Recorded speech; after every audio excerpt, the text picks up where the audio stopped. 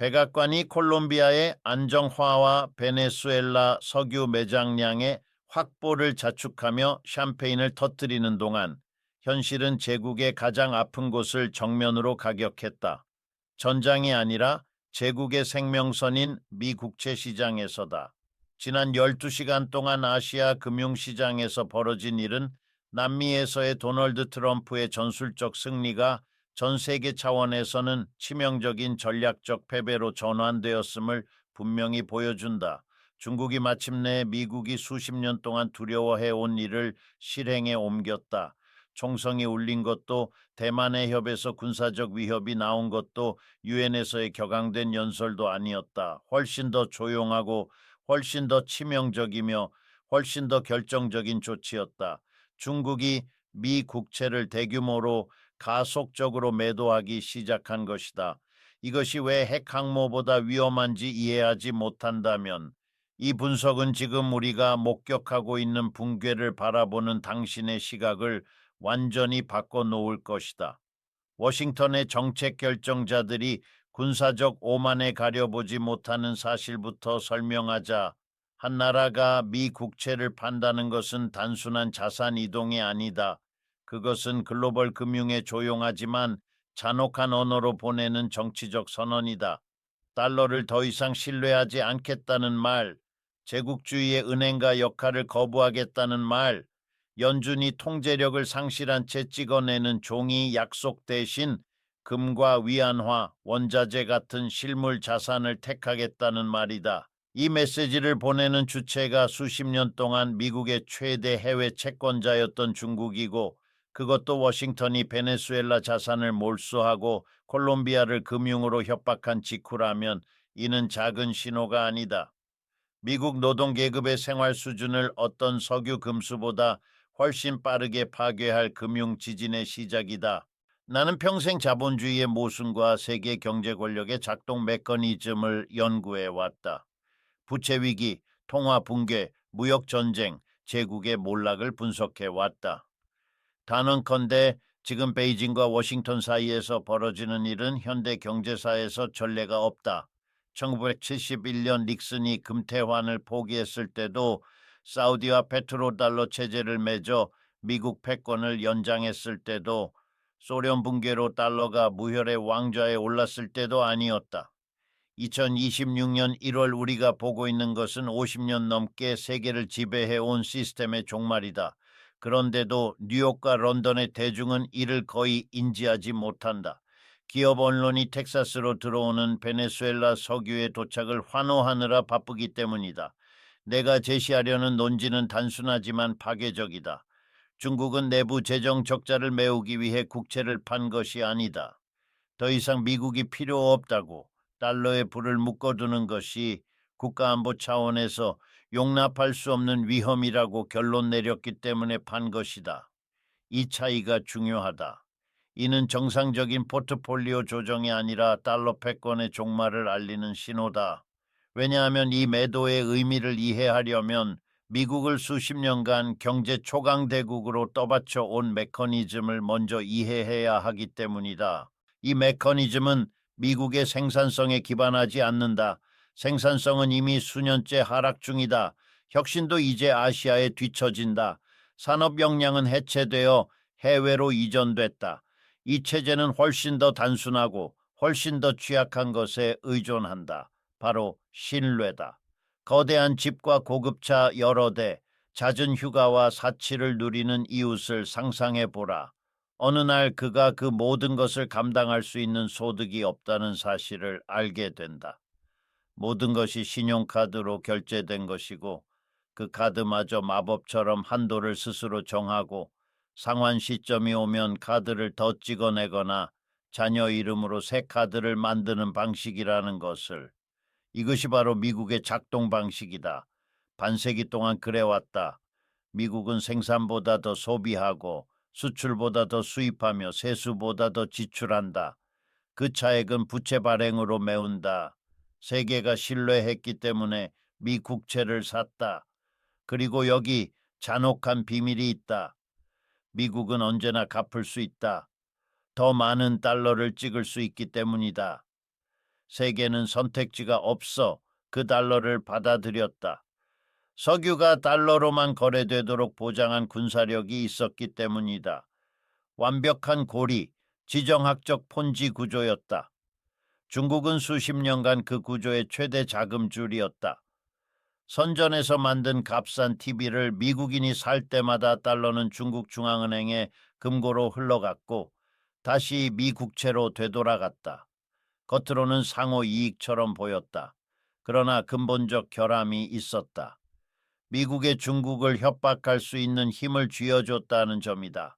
제재로 자산을 동결할 수 있고 대규모 양적 완화로 중국의 노동이 응축된 가치마저 희석시킬 수 있었다. 중국은 어리석지 않다. 분기 실적이 아니라 수십 년을 계획한다.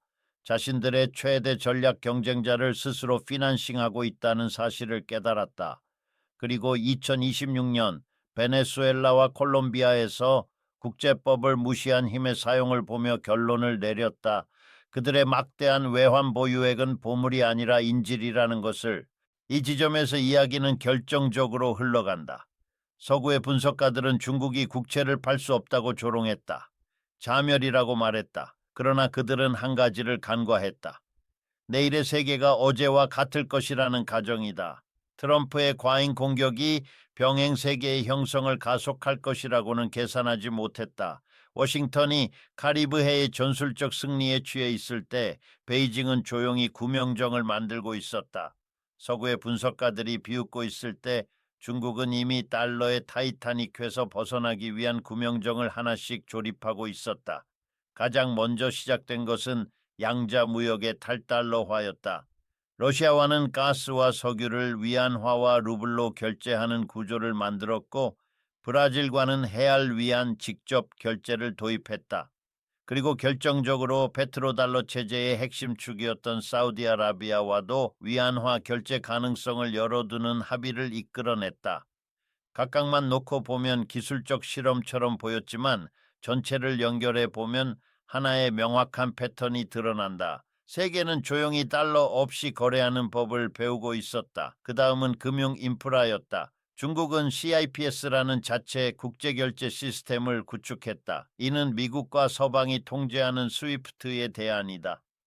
스위프트는 이란, 러시아, 베네수엘라를 질식시키는 데 사용된 금융 대량살상 무기였고 불과 며칠 전에는 콜롬비아에도 사용됐다. CIPS를 통해 중국은 뉴욕의 서버와 CIA의 감시를 거치지 않고 국제 자금을 이동시킬 수 있게 됐다. 이것은 단순한 기술 혁신이 아니라 금융 주권의 선언이었다. 그리고 금이 있었다. 중국은 수년간 전례 없는 속도로 금을 축적해왔다. 런던과 스위스의 금고에서 실물 금이 빠져나와 상하이로 이동했다. 중국만이 아니다. 러시아, 인도, 터키 그리고 글로벌 사우스의 중앙은행들이 2차 세계대전 이후 처음 보는 규모로 금을 사들이고 있다. 이유는 간단하다. 금은 누구의 부채도 아니다. 백악관의 행정명령으로 동결할 수 없고 제재할 수도 없으며 무한정 찍어낼 수도 없다. 금은 제국의 선의에 의존하지 않는 실물 주권이다. 마지막 퍼즐 조각은 디지털 위안화였다. 중개은행 없이 즉각 결제가 가능한 프로그램형 통화. 중국은 이를 신실크로드에서 이미 시험하고 있다. 이 모든 변화는 서방이 트윗과 선거, 스캔들에 몰두하는 사이에 진행됐다. 언론의 헤드라인은 침묵했지만 시스템의 물질적 기반은 재편되고 있었다. 그리고 이번 주 중국은 결단을 내렸다. 미국이 남미에서 루비콘강을 건넜다는 것을 확인한 순간 미쳐버린 제국을 계속 피난싱하는 위험이 어떤 무역 이익보다 크다고 판단한 것이다. 그렇게 불가능하다고 여겨졌던 일이 벌어졌다. 중국은 미 국채를 팔았다. 소규모 조정이 아니라 구조적 청산이었다. 초기 데이터에 따르면 불과 몇 주 만에 5천억 달러 이상 반조 달러에 달하는 익스포저를 줄였다. 이는 더 이상 미국의 재정 적자를 피난싱하지 않겠다는 선언이다. 그것도 베네수엘라 점령과 전 세계 재무장을 위해 돈이 가장 필요한 시점에. 이 사태의 실존적 심각성을 이해하려면 미국 경제를 무한 생산 기계가 아니라 신용 중독자로 떠올려야 한다. 과도한 부채로 응급실에 실려온 환자에게 주공급자가 갑자기 약을 끊어버린 상황이다. 중국이 반조 달러 규모의 국채를 2차 시장에 쏟아내며 촉발한 것은 단순한 가격 하락이 아니다. 이는 유동성 붕괴다. 연준의 통화정책 전달 메커니즘이 깨졌고 미 정부의 차입 비용은 기술적 지급 불능이 수학적으로 가능한 수준까지 치솟았다. 미국 역사상 처음 있는 일이다. 수요와 공급의 법칙은 항공모함도 국기도 존중하지 않는다. 국채 매물이 넘쳐나는데 베네수엘라에서 달러의 군사화를 목격한 세계가 공포 속에 매수를 거부하면 가격은 수직 낙하한다. 그리고 핵심은 이것이다. 채권 가격이 떨어지면 수익률, 즉 실질 금리는 폭등한다. 10년물 국채 수익률은 단순한 숫자가 아니다. 그것은 전 세계 돈의 기준 가격이다. 주택담보대출 금리, 기업대출 비용, 도로와 학교를 짓는 정부의 차입 비용을 모두 결정한다. 오늘 우리가 보고 있는 것은 10년물 수익률이 단 몇 시간 만에 6%의 심리적 장벽을 돌파한 현실이다. 2008년 이전 이후로 보지 못했던 수준이지만 차이는 분명하다. 그때 국가 부채는 9조 달러였고 지금은 40조 달러를 넘는다.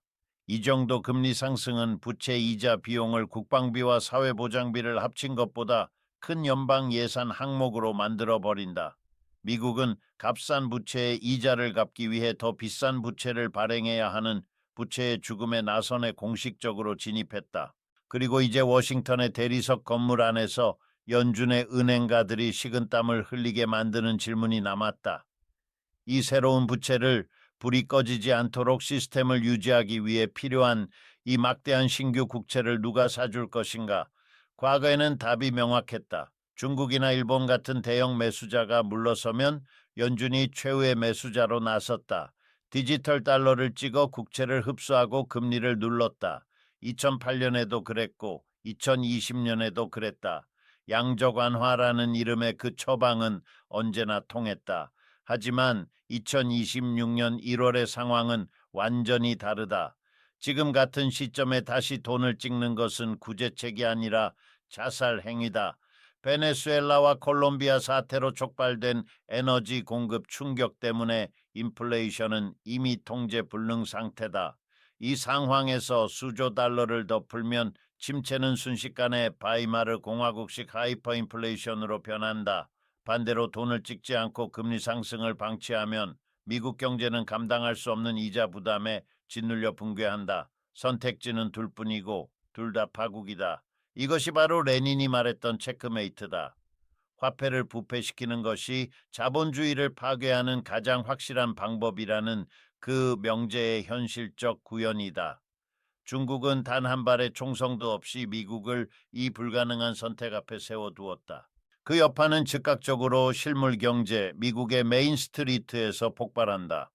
미 국채 수익률에 직결된 주택담보대출 금리는 아침 사이 10%를 넘어섰다. 이는 주택시장이 즉시 동결되었음을 의미한다. 이 금리로 집을 살 수 있는 사람은 거의 없고 팔면 손실을 감수해야 한다. 수십 년 동안 미국 중산층의 핵심 자산이었던 주택 가치가 증발할 위기에 놓였다. 신용카드 금리, 자동차 할부, 학자금 대출은 하룻밤 사이에 감당 불가능해졌다. 미국 GDP의 70%를 차지하는 소비는 의지가 아니라 신용의 부재로 멈춰섰다. 소비를 윤활하던 신용이 사라진 것이다. 이미 상업용 부동산 위기로 취약해진 지역 은행들은 보유한 채권 포트폴리오의 가치가 분단위로 떨어지는 것을 보며 새로운 시스템적 은행 위기의 벼랑 끝에 서 있다. 이는 어느 지역 은행의 무능 때문이 아니라 금융을 무기로 써도 대가가 없을 것이라 믿었던 연방정부의 지정학적 오만이 낳은 결과다. 여기서 드러나는 것은 트럼프의 베네수엘라 승리가 가진 잔혹한 아이러니다. 그는 베네수엘라의 석유를 장악하면 인플레이션을 낮추고 미국 경제를 되살릴 수 있다고 믿었다. 물리적 자원을 약탈하면 외교적 비용을 상쇄할 수 있다고 생각했다. 그러나 현대 자본주의의 금융적 본질을 이해하지 못했다. 자본 비용이 3배로 뛰는데 값싼 석유가 무슨 소용인가? 갤런당 기름값이 아무리 싸도 기업이 15% 금리로 자금을 조달해야 한다면 경제는 멈춘다. 트럼프가 원했던 원자재 디플레이션은 중국이 촉발한 금융자산 인플레이션에 의해 완전히 상쇄됐다. 기업 언론은 이 현실을 감추려 한다.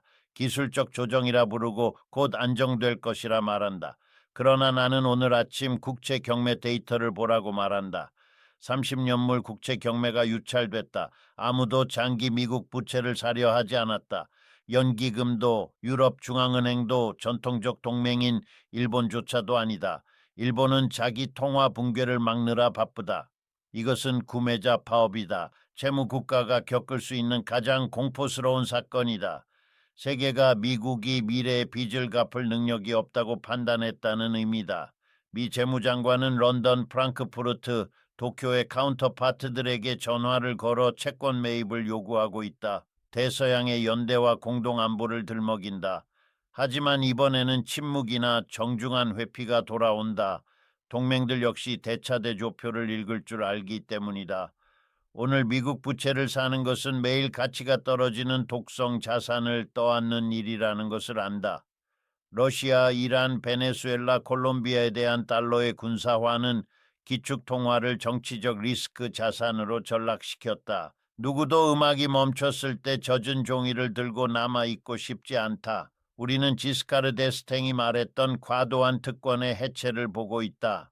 아무 대가 없이 세계의 실물을 사들이기 위해 돈을 찍을 수 있었던 특권 말이다.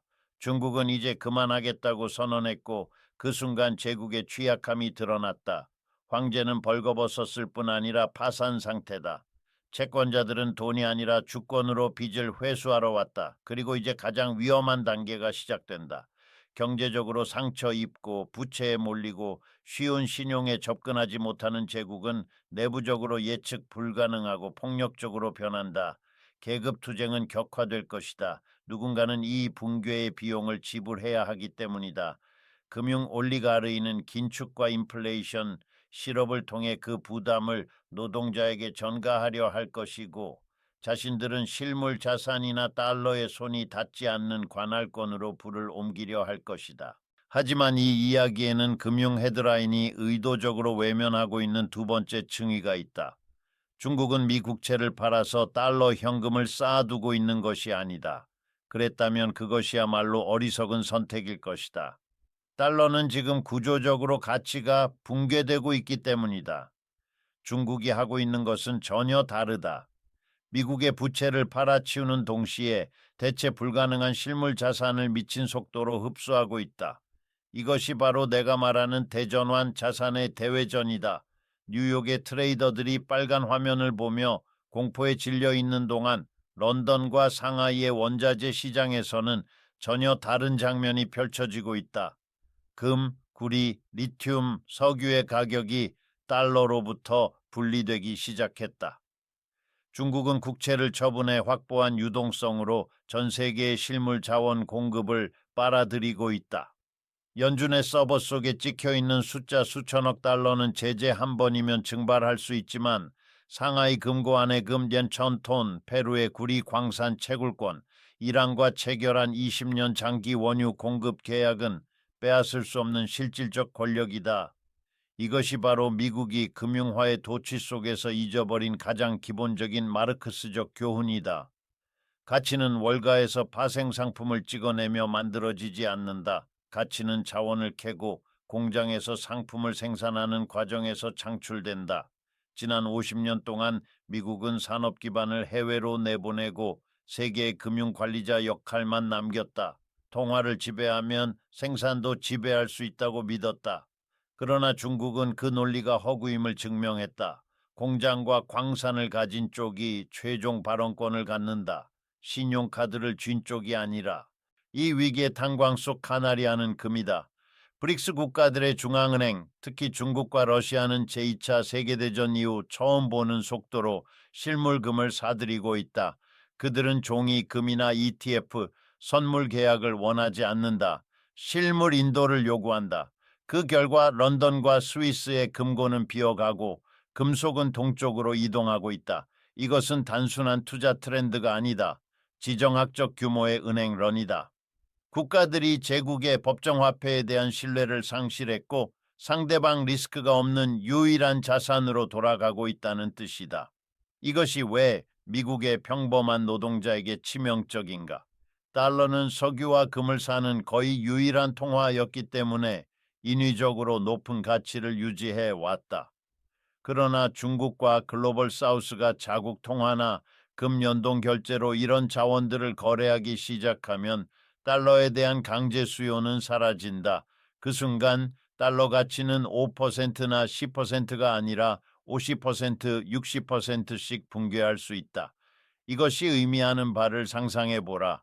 미국은 소비하는 것의 대부분을 생산하지 않는다. 신발, 전자제품, 의약품, 비타민까지 거의 모든 것이 수입품이다. 달러 가치가 반토막 나면 월마트와 아마존의 가격표는 하룻밤 사이 2배가 된다. 이는 일시적 병목으로 인한 인플레이션이 아니다. 제국적 특권 상실에서 비롯된 구조적 수입 인플레이션이다. 그리고 이 모든 것은 베네수엘라와 콜롬비아의 위기와 정확히 연결되어 있다. 미국은 군사력으로 베네수엘라 유전을 장악하면 에너지 안보를 확보했다고 믿었다. 그러나 석유 시장은 글로벌이다. 페트로달러 체제의 핵심인 사우디아라비아는 이 붕괴를 면밀히 지켜보고 있다. 워싱턴이 동맹의 자산을 몰수하고 금융 시스템이 흔들리는 모습을 본 리야드가 왜 계속 가치가 떨어지는 달러로만 석유를 팔아야 하는가? 아무런 이유가 없다. 걸프 지역의 소식통들은 이번 주 들어 사우디가 위안화 결제를 받아들이는 논의가 급속히 진전됐다고 말한다. 만약 석유가 달러 독점에서 벗어나는 순간 그것은 미국 패권에 관에 박히는 마지막 못이 될 것이다. 중국의 전략은 단기 파괴가 아니라 장기 포위다. 군사전쟁으로 미국을 무너뜨리려 하지 않는다. 그것은 위험하고 비용이 크다. 대신 부채와 통화의 모순을 이용해 스스로 무너지게 만든다. 값싼 신용이라는 지탱대를 제거해 하이퍼인플레이션이든 디폴트든 선택하도록 강요하는 것이다. 손자병법이 말했듯 싸우지 않고 이기는 전쟁이다. 중국은 미국에게 무한 신용카드를 박탈했다. 이제 펜타곤은 끔찍한 예산 현실과 마주하게 된다. 이자 비용이 국방비를 넘어서는 상황에서 어떻게 전 세계 800개 군사기지와 값비싼 점령을 유지할 수 있겠는가? 이 과정은 아이러니하게도 미국 자신의 공격성이 앞당겼다. 베네수엘라 침공과 콜롬비아 압박, 스위프트의 무기화가 없었다면 중국은 관성적으로 몇 년 더 미국을 피난싱했을 것이다. 그러나 워싱턴은 너무 일찍 패를 드러냈고 그 잔혹함으로 베이징을 조기 행동으로 몰아넣었다. 역사는 가속됐고 서방은 물질적으로 준비되지 않은 위기에 직면했다. 유럽은 이 모든 한가운데에서 공포에 질린 채 서 있다. 대서양 건너의 동맹이 가라앉는 모습을 지켜보며 아무것도 할 수 없다. 유로화는 대안이 되지 못한다. 유럽에는 통합된 재정도 통합된 군대도 없고 스스로 러시아와의 에너지 연결을 끊어 자해에 가까운 선택을 해버렸기 때문이다. 그래서 유럽 자본 역시 더 이상 위기 때마다 그랬던 것처럼 미국으로 도피하지 않는다. 금과 원자재로 이동하고 있다. 달러가 무너지면 서구 금융 시스템 전체가 함께 붕괴된다는 사실을 유럽의 엘리트들도 알고 있기 때문이다. 수조 달러 규모의 파생 상품으로 얽혀 있는 이 시스템은 하나의 기축 통화가 흔들리면 연쇄적으로 붕괴하도록 설계돼 있다. 우리는 지금 고통스럽게 새로운 다극적 통화 질서의 탄생을 목격하고 있다.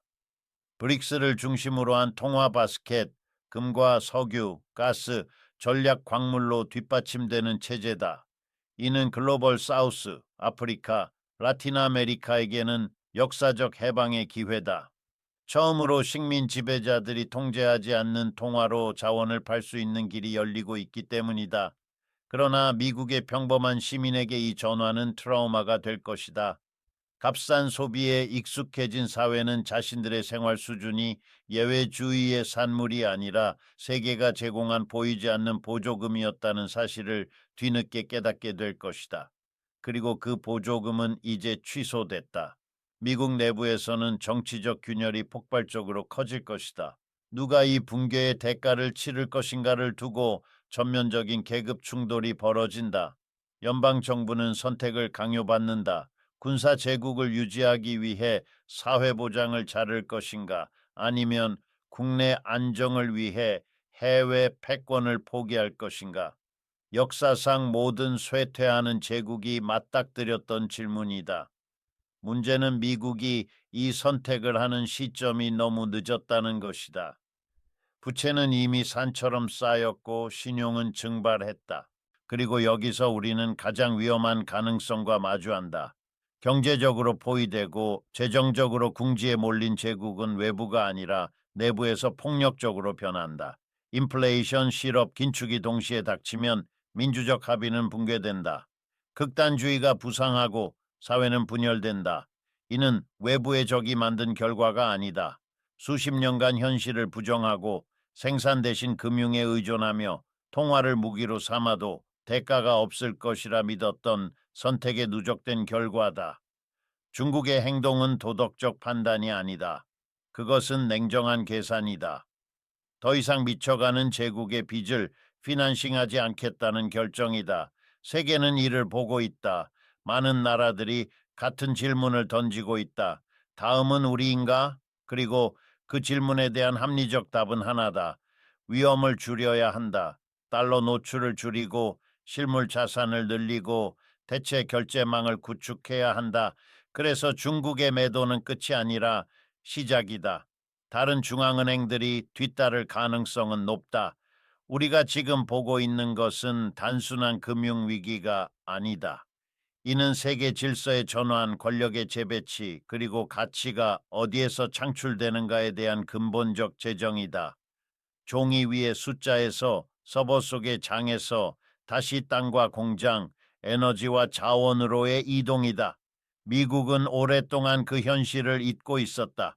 그리고 중국은 그 사실을 조용히, 그러나 잔인할 정도로 명확하게 상기시켰다. 역사는 총선과 함께 끝나지 않는다. 종종 채권 시장의 침묵 속에서, 구매자가 사라진 경매장에서, 그리고 더 이상 믿지 않겠다는 결정이 내려지는 순간에 끝난다. 지금 우리가 서 있는 이 시점이 바로 그런 순간이다.